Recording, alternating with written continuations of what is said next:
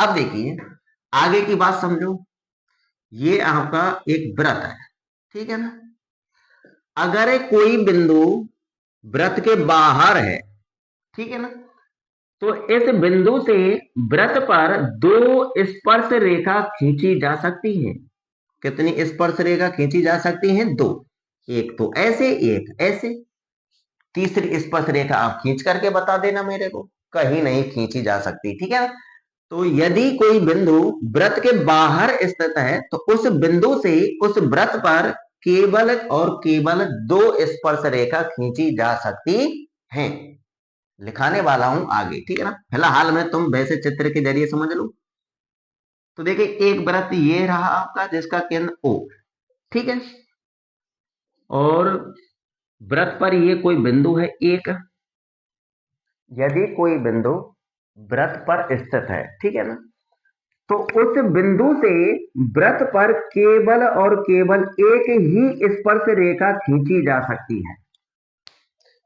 यदि कोई बिंदु वृत्त पर स्थित है, वृत्त पर, ठीक है ना, एक बिंदु, तो उस एक बिंदु से केवल एक ही स्पर्श रेखा खींची जा सकती है।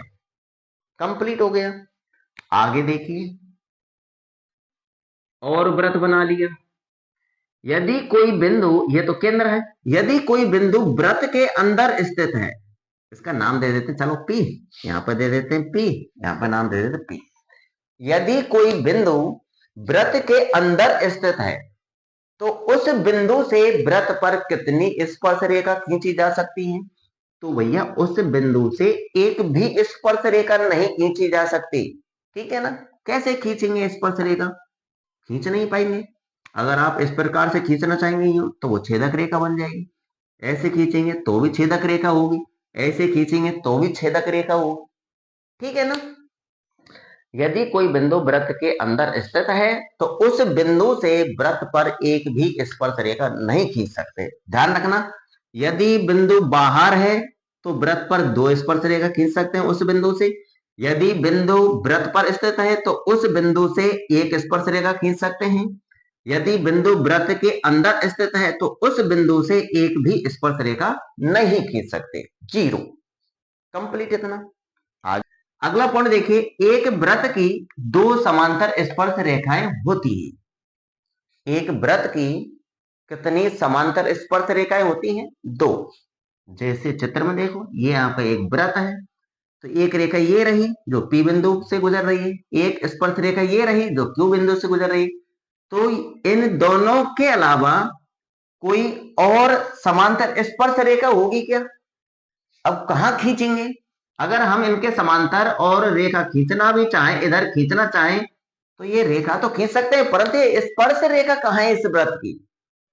नहीं है ना। अगर हम इसके बीच में से गुजारें एक रेखा, तो वो रेखा भी ऐसे वृत्त की स्पर्श रेखा नहीं कहलाएगी। बात स्पर्श रेखाओं की हो रही है, ठीक है ना।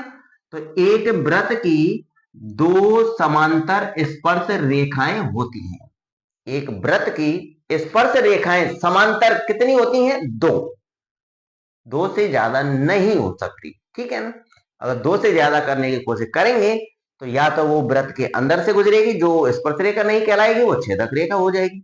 अगर वृत्त के बाहर से गुजारेंगे समांतर तो वो समांतर तो होगी, ठीक है ना, परंतु वो स्पर्श रेखा नहीं होगी। यहाँ स्पर्श रेखा की बात हो रही है, तो ये ध्यान रखना, एक वृत्त की दो समांतर स्पर्श रेखाएं होती हैं।